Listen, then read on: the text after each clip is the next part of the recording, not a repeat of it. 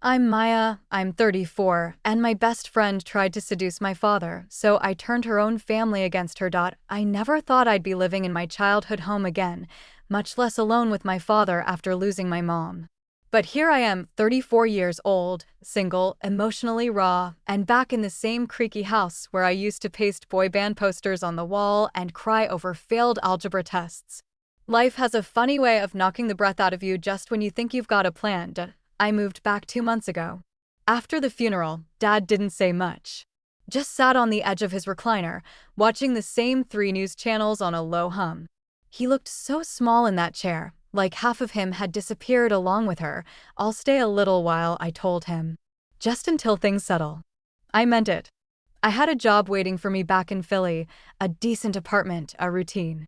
But after 3 weeks passed and Dad still hadn't thrown out Mom's hospital meds or eaten a real meal, I knew I couldn't leave him alone. Not yet. I figured if I worked remotely, kept the peace, helped him with the house, we'd be okay. It wasn't ideal, but grief rarely is. What I didn't count on was Jenna. Jenna. We met when I was 11 and she was 12. She lived 4 doors down, wore pink glitter lip gloss before any of us knew how, and had a tongue sharp enough to make bullies back off. She was bold, magnetic, a little dangerous. I was cautious, soft-spoken, always checking to make sure no one felt left out. We made an odd pair, but it worked. For decades, we had our moments. Fights, silence, the occasional boundary crossed and forgiven. But we always found our way back to each other. At least until this. She came over a week after I moved in. Brought wine, takeout from our favorite Thai place, and a big smile that didn't quite reach her eyes. You look good, she said, dropping onto the couch like she owned it. Older, but still hot. I rolled my eyes. Thanks, I guess. She laughed. You know what I mean. We sat, talked, caught up. She filled me in on her disastrous third engagement, which had apparently ended when she found her fiancé's Tinder still active. I gave her the PG version of my breakup with Jason. The real one involved crying on the bathroom floor and throwing his mug at a wall. When Dad came downstairs to grab a soda, Jenna's entire posture changed. "Oh, Mr. Bennett," she said, voice suddenly silky. "You haven't aged a day." Dad chuckled awkwardly. "You're too kind, Jenna."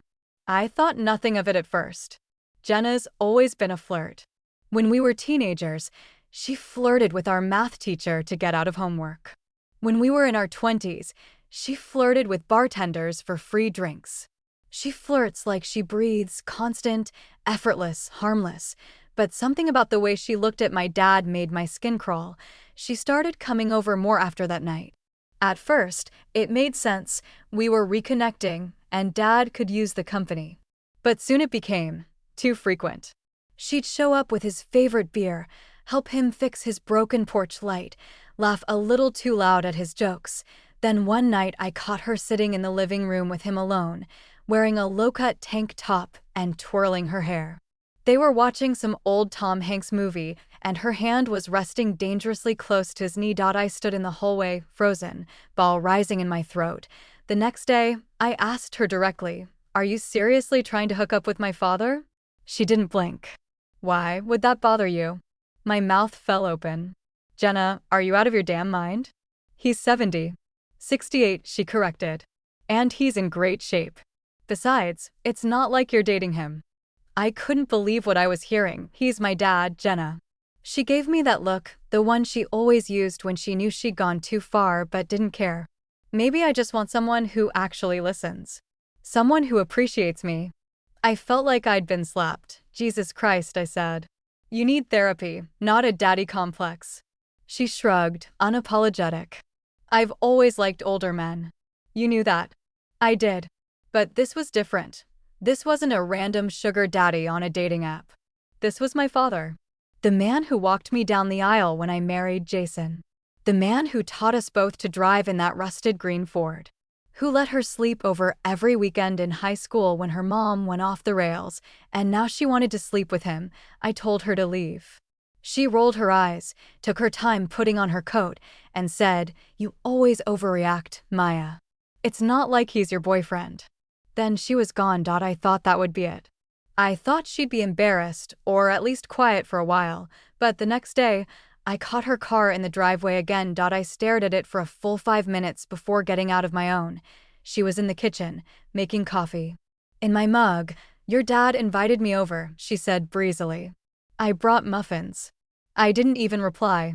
I turned, walked upstairs, and sat on my bed trying to breathe. That's when it clicked. Jenna didn't care about right or wrong. She cared about control. About getting under my skin. About winning. So if that's what she wanted, fine. She wanted a war? She was getting one. Because here's the thing Jenna forgot. I know her family too.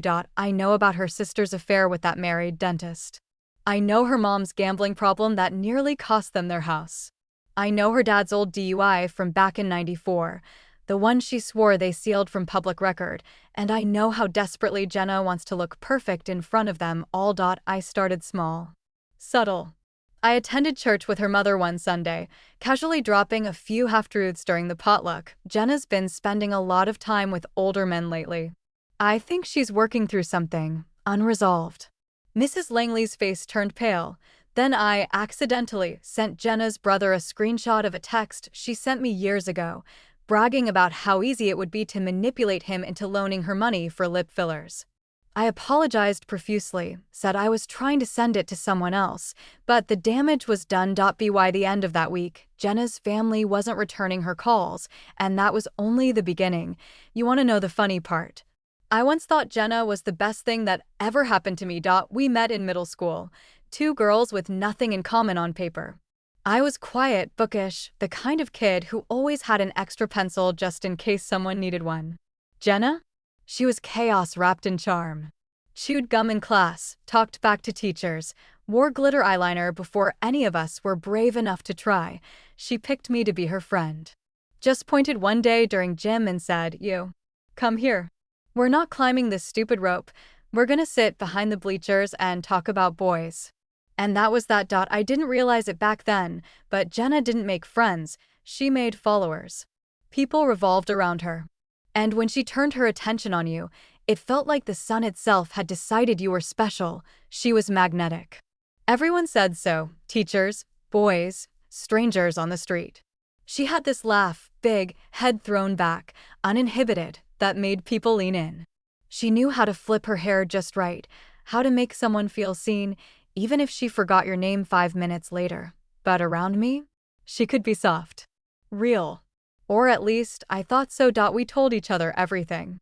First kisses, family secrets, dreams about the future. I wanted to be a writer. She wanted to be famous. She didn't care how. I'll be an actress. Or a singer.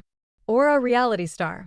Something where I don't have to get up at 7 a.m. and wear pants every day. That was Jenna. Reckless hope and big plans. By high school, she ruled the hallways. Senior guys tripped over themselves trying to get her attention. I watched from beside her, invisible in her shadow, and told myself it was enough just to be near the fire, and I was loyal. God, I was loyal, even when she dated my sophomore year crush 2 weeks after I told her I liked him. Even when she accidentally posted a bikini photo of us where she looked like a model and I looked like a potato.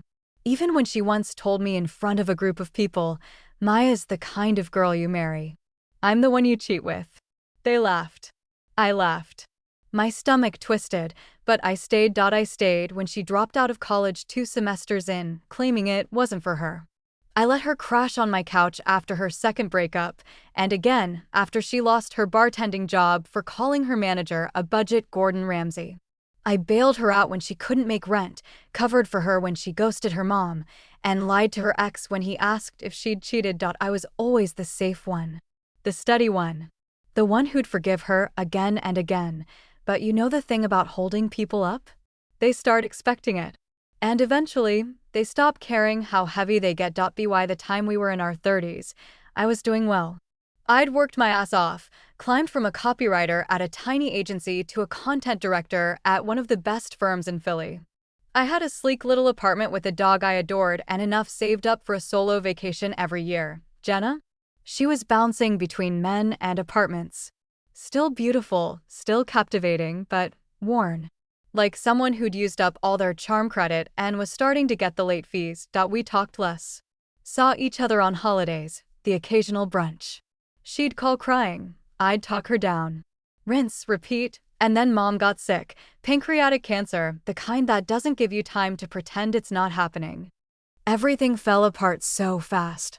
One minute she was healthy, gardening and doing yoga, and the next she was in a hospital bed asking me to brush her hair because her hands shook too much. Jenna came to the hospital once. Brought flowers and cheap wine, wore a too-tight dress and fake lashes that kept lifting in the corners. She cried big, dramatic tears, took selfies with mom, and left after 45 minutes. The nurses said she asked for directions to a nearby bar before she left. I didn't call her again after that. I buried mom a month later. Dad didn't say much. Just held my hand in the car, his fingers trembling like he didn't trust them anymore. After the funeral, Jenna sent a single text. She would have wanted you to be strong. Let me know if you want to get wasted. I never replied, but 2 months later, there she was on my doorstep like nothing happened. I heard you moved back, she said, holding a bottle of wine and smiling like we hadn't drifted into strangers. I should have said no. Should have closed the door and kept her on the other side of it, but grief does weird things. It makes you crave the familiar, even when it's toxic. So I let her in, and like always, she made herself at home. At first, it was small things. Wine nights, gossip, laughing about old teachers, sharing playlists. It felt almost normal, like we could pretend the last few years hadn't happened. But then she started staying longer, coming over when I wasn't home. Just to check on your dad, she said. She started asking about his schedule, what time he usually took walks, if he still listened to Sinatra in the mornings. She brought over his favorite beer, made casseroles and left them in the fridge. I caught her once in the backyard, sunbathing in a bikini, flipping through a book she'd never read while my dad watered the garden nearby. When I asked her what the hell she was doing, she just smiled. Relax. I'm not doing anything wrong. But it wasn't about wrong. It was about why. Why was she flirting with a grieving man nearly twice her age? Why did she smirk every time I mentioned being exhausted from work or trying to manage the estate paperwork? Why did she look at my father like he was a prize she'd just discovered? The answer was simple: power. Jenna thrives on control.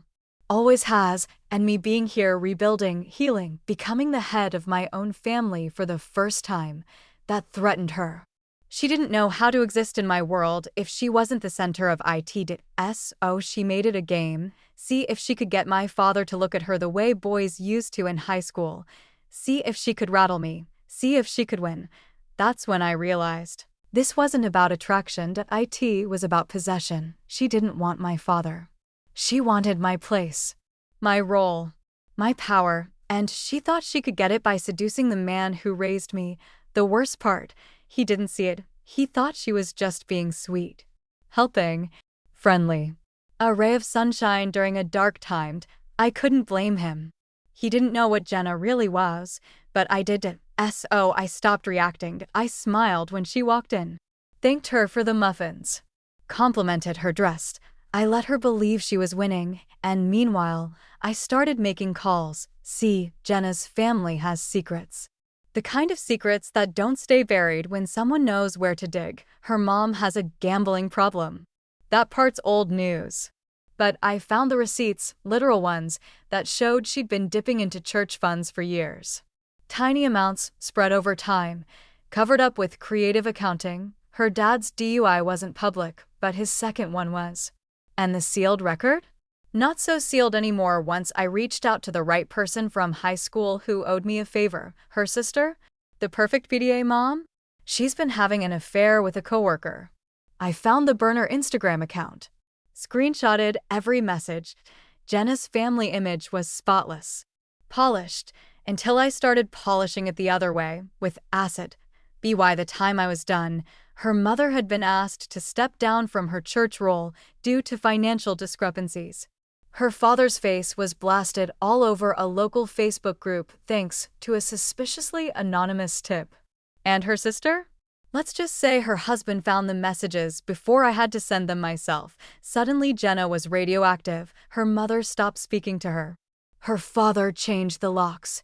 Her sister called her a virus during a voicemail that leaked onto Twitter, and I hadn't even touched what I found on Jenna herself yet, because this was just the beginning. I think the worst betrayals aren't the ones you see coming.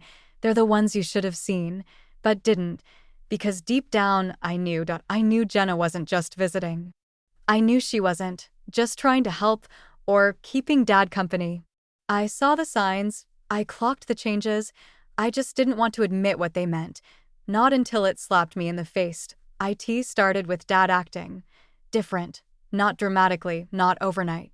But small shifts. He shaved more often. Started wearing cologne again, the kind Mom used to hate because it gave her headaches. He started asking me random questions about social media, like what a close friend's story was or how to mute someone without blocking them. At first, I chalked it up to grief.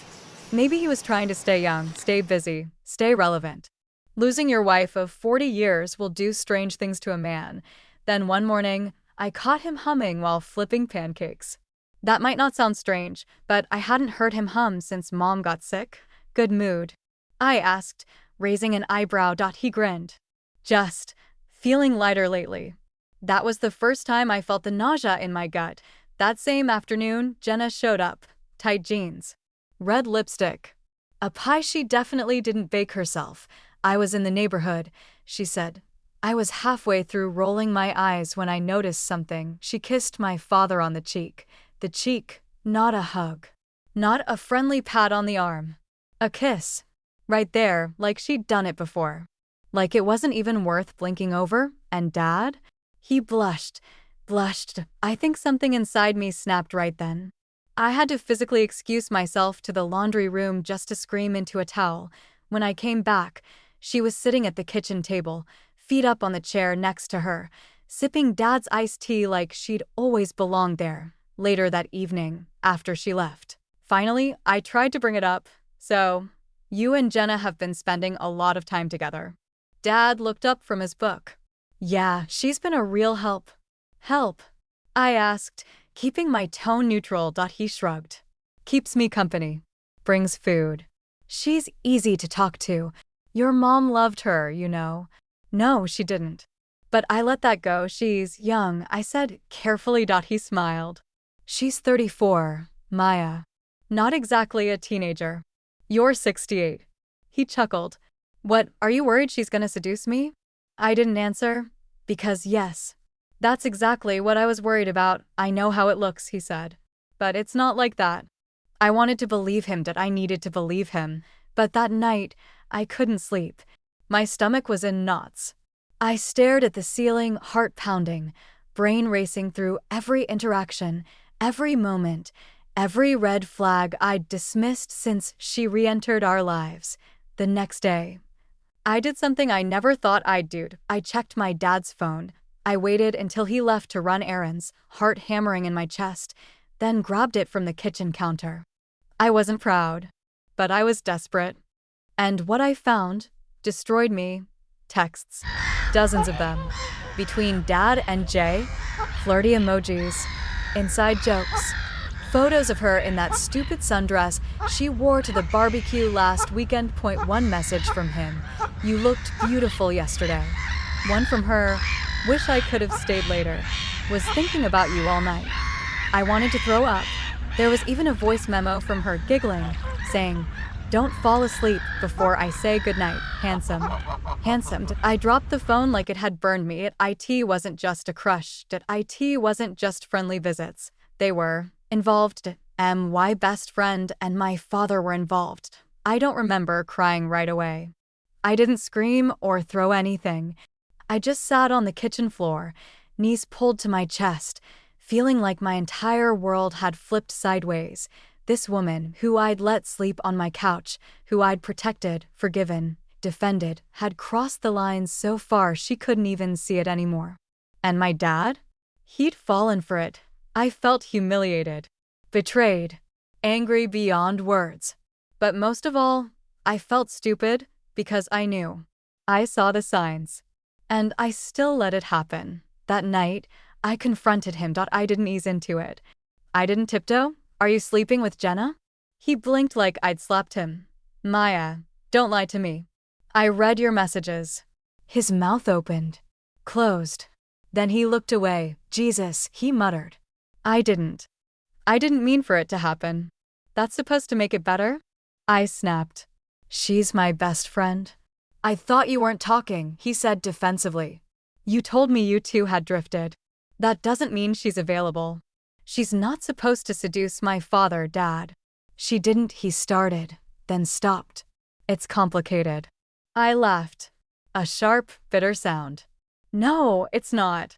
It's disgusting. You let a woman who's my age crawl into your bed while Mom's barely cold in the ground. His face crumpled. Don't talk about your mother. Oh, I will, I said, voice trembling. Because she would have hated this. He didn't respond. Just looked down at his hands like they'd betrayed him too. I didn't speak to him for 2 days after that. I barely left my room. Just laid there, staring at the ceiling, the betrayal washing over me in waves. The worst part, Jenna had won. She'd slithered her way into the one place I thought was sacred. The one bond one thought she couldn't touch, and I'd let her. But no more. I was done playing defense. It was time to strike. That Sunday, she showed up again. I watched from the window as she got out of her car, hair perfectly curled, lips painted red. Dressed tight in all the right places. She knocked on the door like she hadn't just shattered my life. I answered it. Oh, she said, surprised. Didn't know you were here. Funny, I said, stepping outside and pulling the door shut behind me. I live here. She smirked. Look, Maya, don't, I interrupted. Save the fake apology. I know everything. She blinked, caught off guard. Everything. I stared her dead in the eye. The texts. The photos. The voice memos. Her smirk faded. It's not what you think, she tried. It's exactly what I think, I snapped. You manipulated him. And he's too broken to see through it. She straightened, suddenly defensive. He's not a child, Maya. He knows what he's doing. You mean he knows he's dating his daughter's best friend? I shot back. Because that's not creepy at all. Jenna's eyes narrowed. You're just jealous. I laughed in her face. Of you? No, sweetie. I pity you. Her jaw tightened. He makes me feel seen. Of course he does, I said, stepping closer. He's grieving. Vulnerable. And you're good at playing pretend. I didn't plan this, she said, softer now. It just happened. You always say that, I said. Right before you ruin someone's life. She rolled her eyes. Grow up, Maya. No, I said. You grow up.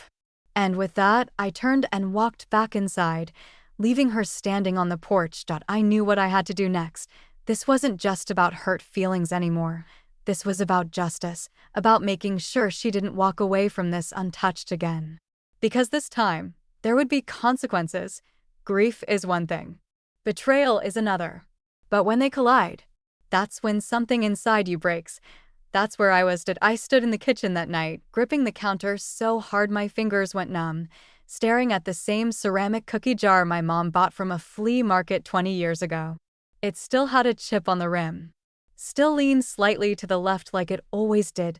It was the only thing in the house that hadn't changed, because everything else had been twisted beyond recognition. My best friend, no, former best friend, was playing house with my father. My father, still grieving the woman he'd spent 4 decades with, had fallen into the arms of someone who used to braid my hair during sleepovers. And me, I was just background noise. The daughter who cooked the meals, paid the bills, managed the estate, and apparently didn't matter enough to keep this from happening. After confronting Jenna, I didn't see her for 2 days. But I wasn't waiting. I wasn't just hurting anymore, I was planning, and the clarity that came with that decision was almost terrifying. See, the thing about betrayal is that it doesn't erase the years you've known someone. It sharpens them. You start seeing every little moment through a new lens, and suddenly, it all makes sense. I remembered the time Jenna flirted with my high school boyfriend at my graduation party, then acted confused when I cried about it. I was just being friendly, she said. Don't be so sensitive. I remembered how she used to borrow my clothes, then accidentally spill something on them right before she gave them back. I remembered when she asked if she could use me as a job reference, then lied to the company and claimed I was her supervisor when I wasn't even in the same department. The signs were always there. I just didn't want to believe them, but now? Now I was awake, and I had the kind of fury that doesn't scream. It simmers. I made a list.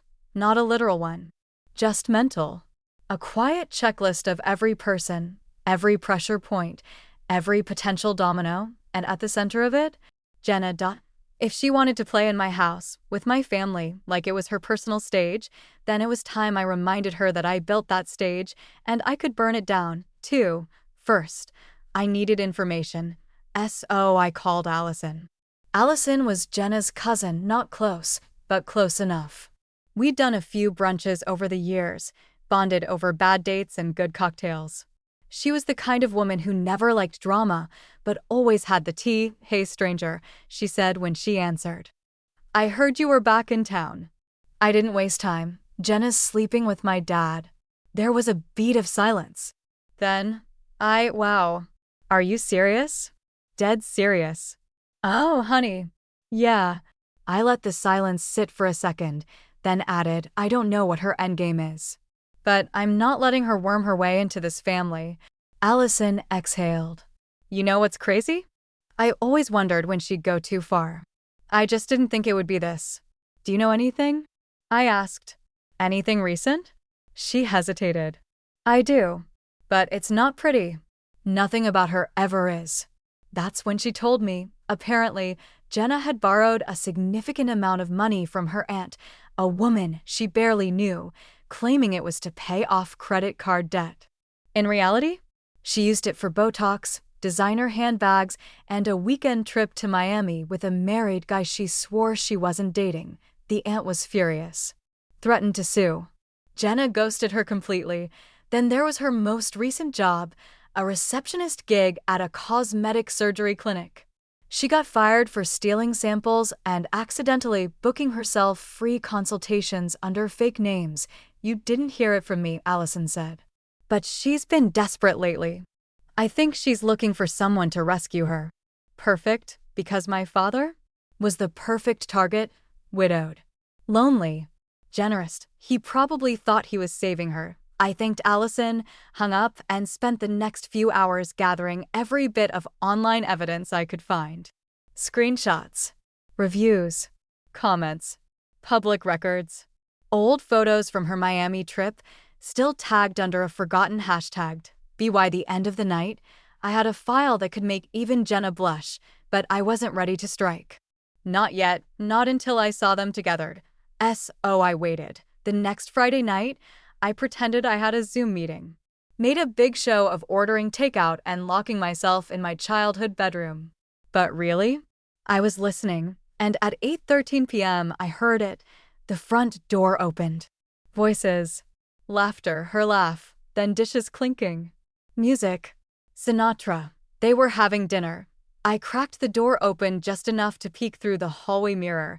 There they were, in the kitchen, like a scene from a nightmare. She was barefoot, twirling her wine glass. Dad was chopping vegetables like some lovesick contestant on The Bachelor. And in that moment, I felt something settle deep in my chest. Not pain, not rage, resolve. I crept back into my room, pulled up my email, and hit send. The file, the screenshots, the receipts, all sent to one person, Jenna's sister, Claire.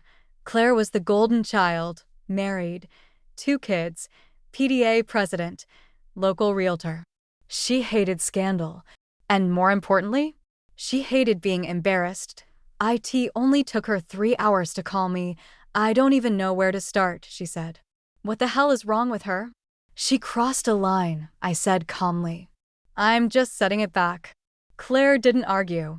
She was already drafting a family group text, and from there, it spread like wildfire. By Sunday, Jenna's entire family had disowned her. Again, only this time, it was public. Her aunt posted a shady Facebook status. Some people mistake desperation for charm. Protect your boundaries, folks. Her uncle unfollowed her on Instagram. Even her dad, the man who once bailed her out of jail for borrowing a friend's credit card, sent her a one-line message that she later screenshot and tried to delete. "You've embarrassed this family for the last time." But I wasn't done, because the real damage was still coming. I sat my father down the next day. Calm, collected. "Dad," I said, "we need to talk about Jenna." He sighed, clearly expecting another lecture. "Maya," "No," I interrupted. "Just listen." And then I showed him everything. The Miami trip, the stolen consultations, the text to other men, the voice memos that were not for him, the lies, the money, the theft. He didn't say a word for the first 10 minutes, just sat there, staring at the laptop like it was a bomb that had already gone off. When I was done, I closed it gently. "I know you're hurting," I said softly. "And I know she made you feel good again. But Dad, this isn't love. It's a scam." His shoulders slumped, and for the first time in months, I saw the man I remembered, not the broken shell grief left behind. "I'm sorry," he whispered. "I didn't see it." "I know," I said. "You weren't supposed to." He didn't ask how I found the information. Didn't ask what I planned to do with it. He just nodded. Quiet. Ashamed. Grateful. And Jenna, she texted me that night. One word. "Bitch." I didn't reply, because now she had nothing left to take. Some people fight fire with fire. I fight it with gasoline. After I showed my father the truth, every slimy thing Jenna had done behind his back and mine, there was no dramatic explosion. No shouting or crying.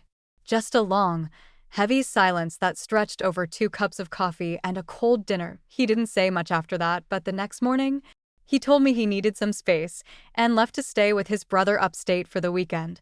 That's when I knew he was done. She wasn't welcome here anymore. I should have felt triumphant. Maybe I did, for a minute. But after the high wore off, I felt hollow.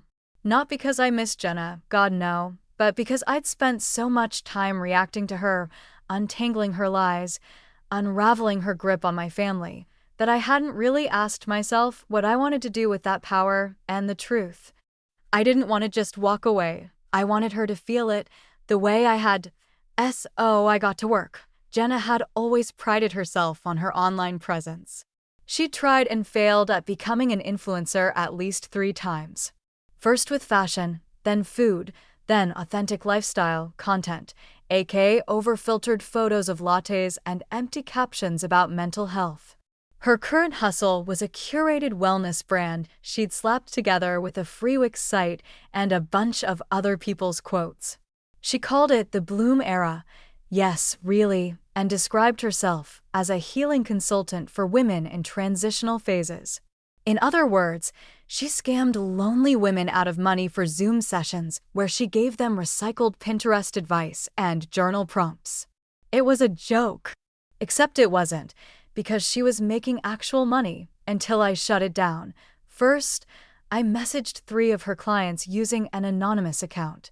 Told them to Google the name Jenna Langley plus fraud, which, thanks to the trail I'd been quietly building, now led to a small blog post I'd helped a friend publish on Medium. It didn't mention her by name, not exactly, but it described her schemes in enough detail that anyone who knew her could connect the dots. Then I sent the post to a handful of Facebook mom groups she used for recruiting new clients. Not as myself, of course. As concerned women who felt misled. Within 48 hours, Jenna was removed from 3 groups, blocked by half her prospects, and had her Venmo links flagged for suspicious activity. That alone would have been enough, but I was just warming up. Next, I reached out to Mia. Mia was one of Jenna's ex-friends, someone she'd cut off after accusing her of stealing her energy during a girls' trip. Yes, those were her actual words.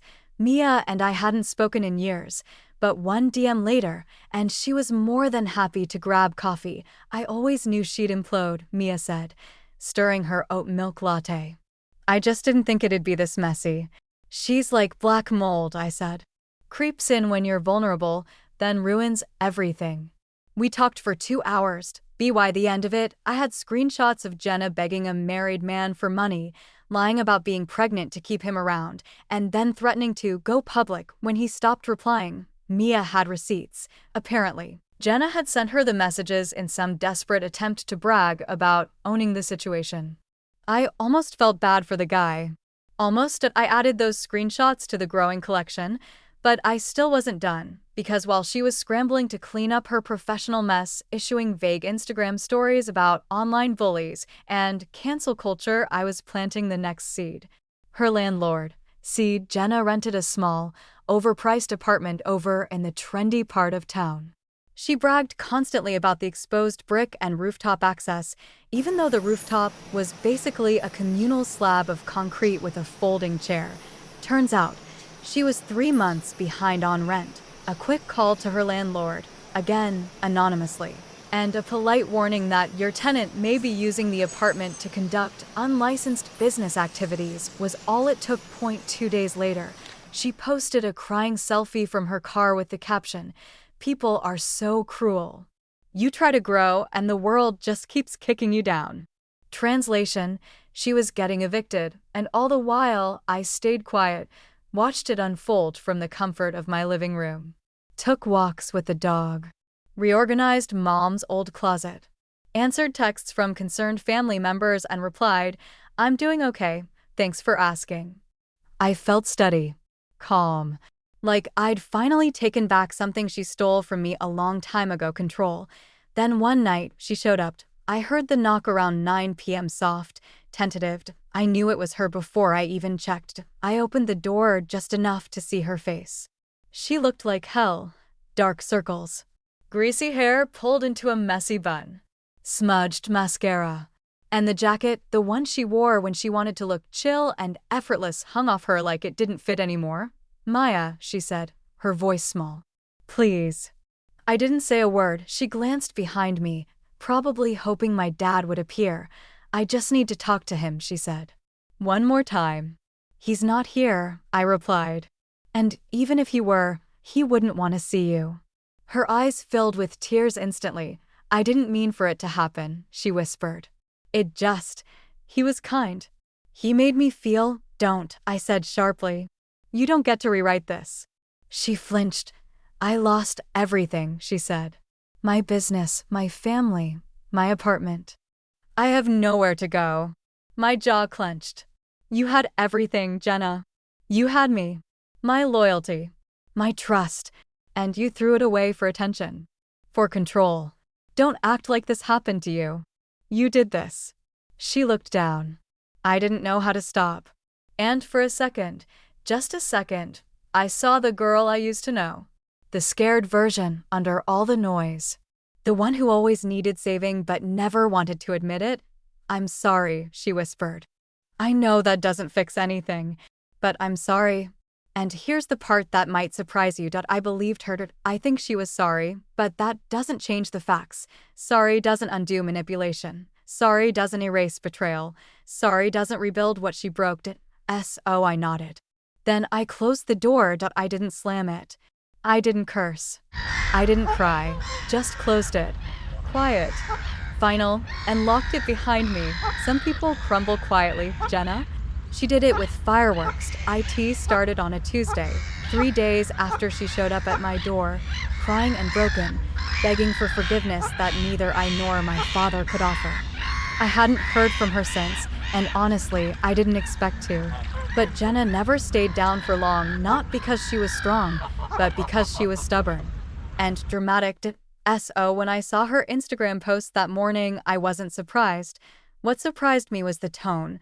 Black and white photo. Her, standing barefoot on the beach, wind tangling her hair. Captioned, "The hardest part about growth is realizing the people you loved the most were only there to watch you fail. I'm done hiding. I'm done apologizing. This is my story now. If you've ever been silenced, stay tuned." #Blue Mirror Rising, a few thousand likes. A flood of supportive comments from strangers who didn't know the half of it, and right there at the end, a teaser, live stream tonight. 8 p.m. Let's talk betrayal. I stared at the screen, my coffee forgotten in my hand, heart already thudding against my ribs. Oh, hell no, I didn't panic, not at first. I knew Jenna, knew her performative streak, her taste for public melodrama. This was classic her, Wounded goddess energy, inviting pity from people who didn't know she was the one who lit the match, but still, I had to be sure. So I watched. I poured myself a glass of wine, curled up in the corner of the couch, and pulled up the live stream on my laptop right at 8:00 p.m. There she was, soft lighting. Perfectly angled webcam. Loose sweater slipping just enough off her shoulder to look artfully disheveled. Eyes red, makeup minimal, the vulnerable warrior aesthetic. She sniffled once for effect. Then she started. "I didn't plan to talk about this," she said, her voice trembly. "But staying silent hasn't protected me. It's only empowered the people who've hurt me." "Oh, here we go. I was betrayed by someone I loved like a sister," she continued. "Someone I trusted with my whole heart. And when I found solace in an unexpected place, when I opened myself to love again, she turned on me. Spread lies. Destroyed my career. Shamed me publicly. Made my own family turn against me." Her voice cracked on that last part. She wiped at her eyes. "This isn't about revenge," she said. "It's about reclaiming my voice.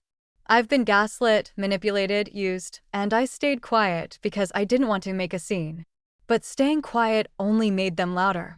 The comments section exploded with hearts and "you're so brave" messages. "Sometimes," she said, leaning toward the camera, "the most dangerous people are the ones who smile while they gut you." She didn't say my name. She didn't have to. I closed the laptop halfway through her healing journey monologue and sat there in silence. I wasn't angry, not in the way I used to be. I was done being hurt, but I was furious in a new way. The kind that feels clinical. Cold. Focused. Because she hadn't just hurt me, now she was trying to flip the script. Rewrite the narrative. Turn herself into the victim while painting me as the abuser. To thousands of strangers, to anyone who'd listen, and I knew what came next. Jenna was always 5 steps ahead on attention.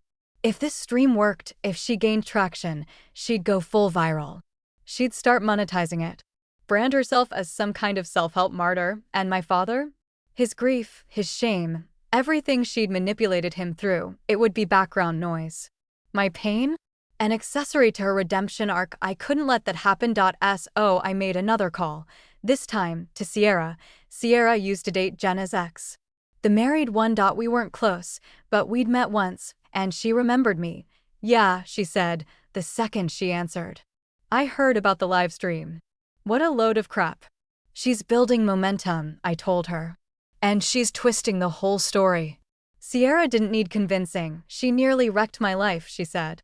"Told my boyfriend she was pregnant. Then told me she was suicidal when I found out. She's toxic." "Do you still have any of that?" I asked. "Messages, emails?" "Oh," she said, almost gleeful. "Screenshots, voicemails, everything. I saved it all. I knew someday she'd pull this poor me act." I met Sierra the next afternoon and we put together a digital folder, voicemails of Jenna threatening to post fake screenshots if Sierra didn't back off. Screenshots of her mocking women she coached. A video where she drunkenly admitted to sleeping with a client's husband, laughing like it was a game. And then, the kicker, a clip she posted years ago and quickly deleted. One where she said, "You can be anything online. I could convince 1,000 people I'm a life coach by tomorrow if I wanted. Watch me." It was the original sin. The smoking gun. And I had it all. I didn't need to post it. I didn't even need to leak it myself. I just sent it to 3 key people: a small drama YouTuber, a gossip blogger who covered online scams, and the admin of the Facebook group she'd just been allowed back into. By the end of the week, the backlash had started. The blogger wrote a detailed post, "Wellness grifter or victim?" Inside the Bloom-era scandal. It had receipts. Names redacted, but timelines clear enough that anyone paying attention knew exactly who it was. The YouTuber dropped a 10-minute video, "The Jenna Langley Rabbit Hole, When Healing Gets Hypocritical." And the Facebook admin, she removed Jenna again and made a public post warning others about predatory coaching behaviors. Within hours, Jenna's comment sections were flooded. "Wait, is this the same girl who I just saw a video about her on TikTok? Yikes, this didn't age well." And her livestream from earlier? Taken down. Re-uploaded. Picked apart in duet videos with eye rolls and sarcastic commentary. She tried to fight back, Posted vague stories. This is harassment. This is abuse. I'm contacting a lawyer. But even her supporters were starting to get quiet, because when enough receipts pile up, even the loudest lies get drowned out, and through it all, I said nothing. Not publicly.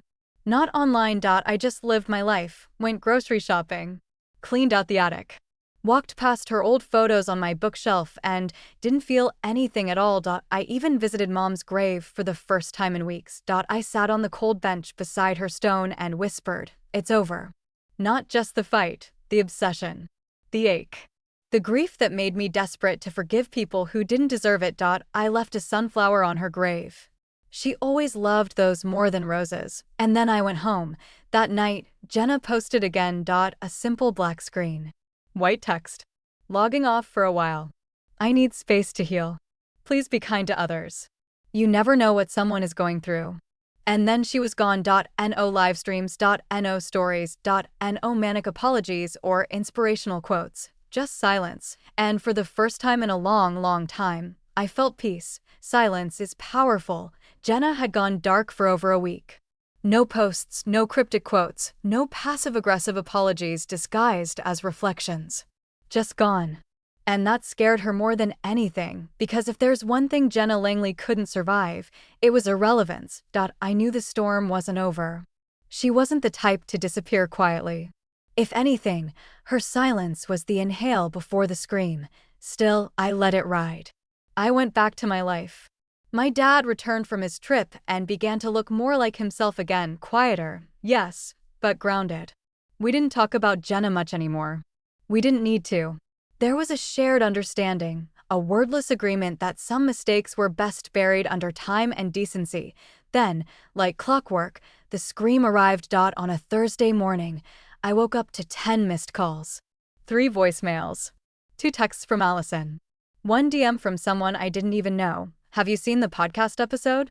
I blinked, sat up in bed, heart already racing. Then I saw it, trending on Twitter, blasted across Facebook groups, already with hundreds of reposts and stitched videos on TikTok.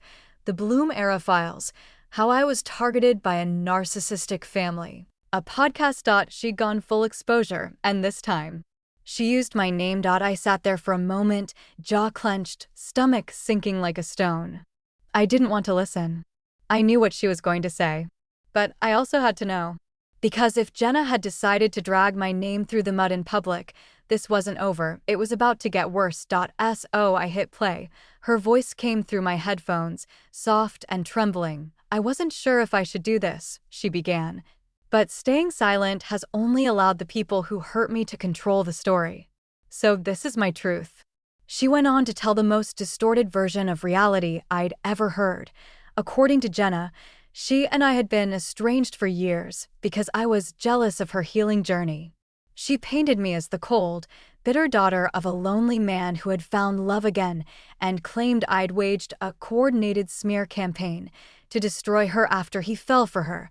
She accused me of hacking her accounts, doxing her, turning her family against her through digital manipulation. She cried actual sobs and claimed I'd weaponized grief and used my mother's death as a shield for emotional abuse. And the worst part, she said my dad had proposed, that he'd proposed to her and I'd lost it and gone nuclear. I nearly dropped the phone. That never happened. I knew it. Dad knew it. Hell, even she knew it, but it didn't matter. She was weaving a narrative, just plausible enough to catch fire. My hands were shaking.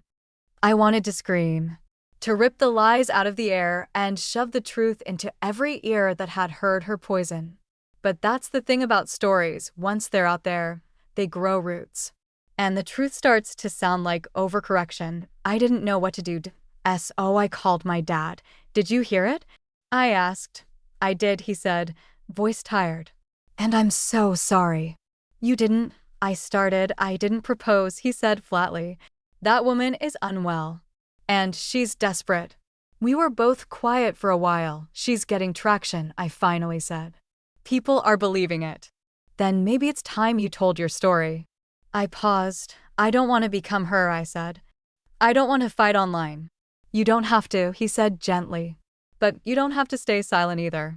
That night, I sat down at my laptop and opened a blank document. I didn't write a rant, or a rebuttal, or a point-by-point takedown of her lies. I wrote my story, the real one. About grief and betrayal, about letting people get too close for too long, about the quiet ache of being the responsible one while someone else lights fires and blames you for the smoke, about how sometimes the people we protect are the ones who hurt us most, and how healing doesn't look like revenge.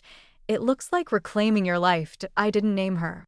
I didn't need to. I just wrote it all raw, honest, trembling fingers and all, and then I sent it to the same blogger who first posted about Jenna's scam coaching. She read it and asked if I wanted to publish anonymously. I said yes. 3 days later, it went live. When your best friend tries to replace you, a story of grief, manipulation, and survival. It didn't go viral. Not in the firestorm way Jenna's podcast had, but it spread, quietly, authentically. People shared it in grief forums, in trauma recovery spaces. Comments rolled in dozens, then hundreds. Thank you for this. I live this. You're not alone. Jenna, of course, posted a response, another crying selfie, another cryptic caption, but the energy had shifted. Her followers had questions now. Doubts. They started asking for specifics she couldn't give. Screenshots. Evidence. And when she didn't respond, they left one by one. Then someone leaked a clip from her Miami trip, the same one Mia had saved, showing Jenna drunk and laughing about sucking men dry like emotional vampires. The clip made it to TikTok, and from there, the spiral began. She lost her sponsorships, small brand deals with wellness boxes and crystal shops. Her website got flooded with one-star reviews. Someone dug up her old arrest record from the stolen handbag situation, and suddenly, her whole brand of wounded healer began to crack like cheap glass. The final nail came a week later. Her podcast was pulled, platform violation, misinformation and harassment complaints, gone, like she'd never existed. And through it all, I stayed quiet because I didn't need to shout anymore. I had already won, but not in the petty, vindictive way I'd imagined months ago.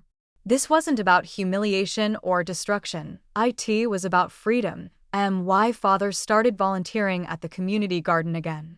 He stopped wearing cologne. I started sleeping through the night. The house didn't feel haunted anymore. It felt like home again. And Jenna, she faded not with a bang, but with a whisper. A slow, whimpering descent into the obscurity she feared most. People moved on. The internet found new drama, and for the first time in years, I could finally breathe. The funny thing about victory is that it doesn't always feel like a win. I thought there would be this big, satisfying moment, some emotional climax where I'd feel redeemed, celebrated, vindicated. But the truth? It was quieter than that. Softer, like standing in the wreckage of something awful and realizing the noise has finally stopped. After Jenna's spiral, the world just moved on. An dramatic final apology. No confession. No message begging to make things right. She simply disappeared, blocked on all platforms, removed from every community she tried to grift. Her last desperate attempt to control the narrative drowned out by her own contradictions. And me, I was left to pick up the pieces of the life she nearly broke. Dad and I started spending more time together. Nothing big, just walks around the neighborhood, coffee in the morning, slow conversations about things that mattered and things that didn't. The silence between us started feeling peaceful instead of heavy. One afternoon, we sat in the backyard under the tree Mom used to hang wind chimes from. It was late October, the air crisp and full of wood smoke and dry leaves. "You okay?" he asked. Out of nowhere, I didn't answer right away. Just stared at the old bird feeder that had long since gone unused. "I don't know," I finally said. "I think I'm still angry." He nodded slowly. "You're allowed to be. But I don't want to be," I added. "I'm tired of feeling like everything that happened is still sitting on my chest." Dad didn't say anything for a minute. Then he reached over and gently patted my hand. "She stole something from you," he said. "From both of us. And even though we got our lives back, that theft still matters." I swallowed the lump in my throat. I let her in. Again. After everything. You loved her, he said. That's not weakness. I looked at him then, this man who'd been through so much and still managed to show up every day, trying to do better. And I realized something, we were both survivors. Different battles, same war. That night, I wrote in my journal for the first time in months. Not about Jenna, not about revenge, but about Mom. I wrote about her laugh and her cinnamon rolls and the way she used to hum when she folded laundry. I wrote about the things Jenna had never touched, the sacred, untouchable parts of my life that no lie could reach, and then I closed the journal and made a promise to myself. No more shrinking to accommodate other people's comfort, and no more second chances for people who weaponize closeness, and no more mistaking attention for affection. The next day, I donated all the leftover stuff Jenna had left at the house. Clothes, mugs, books, gone. Erased like a bad stain scrubbed clean. She was out of my life for good. Or so I thought. 2 weeks later, I ran into her. Of course I did. Life has a sick sense of humor that way. I was at the grocery store, wearing my old hoodie and yoga pants, trying to remember if I needed baking soda. And there she was 2 aisles over, standing by the discount protein bars like she belonged in the same world as the rest of us again. She looked hollow. No makeup. Greasy hair tied back. Sweater 2 sizes too big. She hadn't seen me yet. Was too busy reading ingredients like her life depended on it. I could have turned around. Walked out. Avoided the confrontation entirely, but I didn't. I walked right up to her and said, "Hey." She flinched. Then she looked up, and for a second, her eyes widened in that old Jenna way. The one that used to mean charm, performance, strategy. But it faded fast. There was nothing behind her eyes now but fatigue. "Maya," she said. Just that. No fake warmth. No attempt at a smile. We stood in silence for a long moment. "I didn't expect to see you here," she said. "Same." She looked down at the box in her hands. "I'm crashing at my cousin's. Just for a while." I didn't ask which cousin. I didn't care. "I know what I did," she said suddenly. "You don't have to remind me." I said nothing. "I thought I was surviving," she added, voice low. "But I was just feeding on whatever attention I could get. It was never about your dad. It was about not being invisible." Still, I didn't speak. Finally, she looked up again. "I don't expect forgiveness." "I'm not offering it," I said softly. She nodded. "Right. I'm not angry anymore," I added. "But I'm not sorry either. For anything I did to stop you." A flicker of something passed through her expression. Not pain, recognition. "I wouldn't be either," she whispered. We stood there for another moment. Then I turned to leave. "Maya," she called after me. I stopped but didn't turn around. "Are you happy now?" The question wasn't bitter. It wasn't even sarcastic. It was real. I turned my head slightly. "No," I said. "But I'm healing. And that's more than I could say when you were in my life." She didn't reply. She didn't follow me. And just like that, it was over. Really, truly over. That night, I told Dad what happened. He just nodded and poured us each a glass of wine. "To healing," he said. Lifting his glass, I tapped mine against his. "To healing." And I meant it, not the kind of healing people post about online. The curated, sanitized version with yoga mats and sunrise photos. I meant the messy, uneven, painful kind. The kind where you rebuild yourself piece by piece after someone tried to convince you that you were already broken. The kind where you stop trying to understand the people who hurt you and start understanding why you let them stay for so long. Jenna was gone. But I was still here, stronger, wiser, still scarred, yes, but not bitter. And for the first time in a long, long time, that was enough. There's no perfect ending to stories like mine. No sweeping cinematic montage. No dramatic last word. No thunderous applause. Just quiet. Healing, real healing, doesn't come with a bang. It comes in whispers. In long walks that don't feel heavy anymore. In mornings where you wake up and realize you didn't dream about them. In laughter that feels real, even when no one's around to hear it.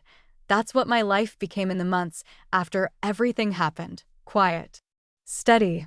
Mind, I didn't talk about Jenna anymore. Not with my dad, not with friends, not even in therapy, which I finally went back to after years of pretending I could manage everything alone. And why therapist said something in one of our first sessions that I wrote down and taped to my mirror. Closure isn't a door you slam shut. It's a window you stop staring out of. And I think that's exactly what happened. I stopped staring. I stopped waiting for another message. Another post. Another apology that would never come. I stopped needing her to say sorry because I realized I didn't need anything from her at all anymore. That was the real turning point, the moment I felt untethered from the chaos, the damage, the noise point one day. I was cleaning out the closet in the guest room, the one Jenna used to stay in when she crashed with me after her breakups. I found a box tucked behind some old board games. It wasn't mine. Inside were a few things she must have left. A sweater, some journals, a chipped coffee mug that said "sassy since birth," and a faded photo booth strip from our early 20s, US, laughing, wild-eyed, full of dreams and too much cheap wine. For a second, I held the photo in my hand and felt nothing. Not rage, not sadness, not nostalgia, just peace. So I put the photo back in the box, walked it out to the garbage, and didn't look back. That night, I slept better than I had in months. Dad was doing better.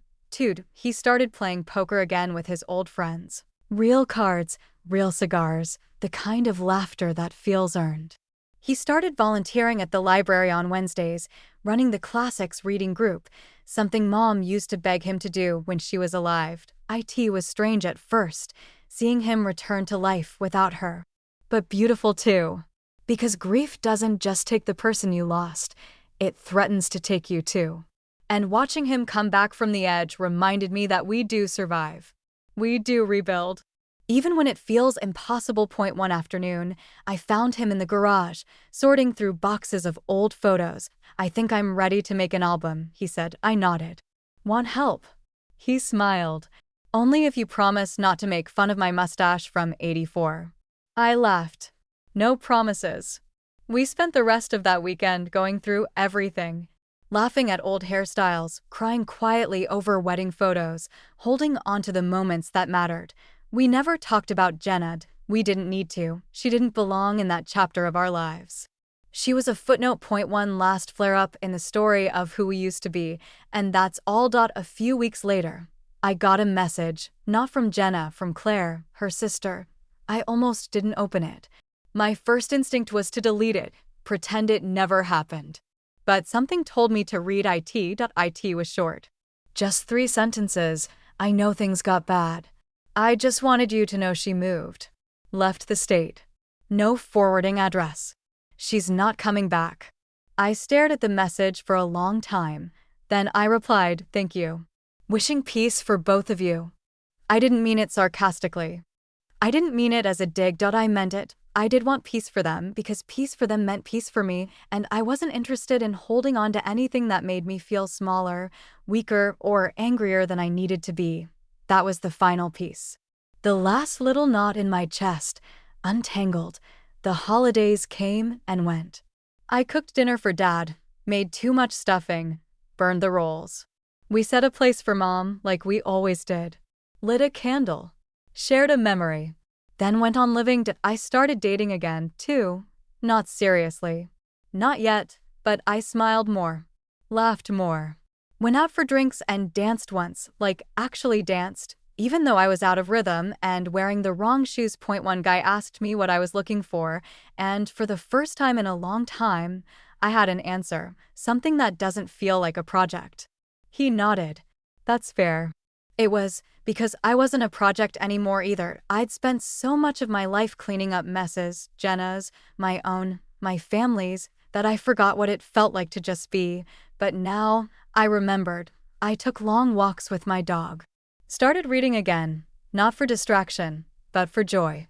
I joined a writing group, started working on a memoir I'd put off for years. Not the Jenna story.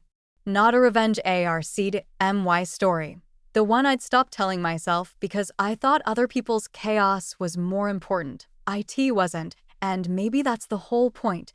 Revenge feels satisfying in the moment, but what really lasts? reclamation. Taking your life back. Your peace. Your joy.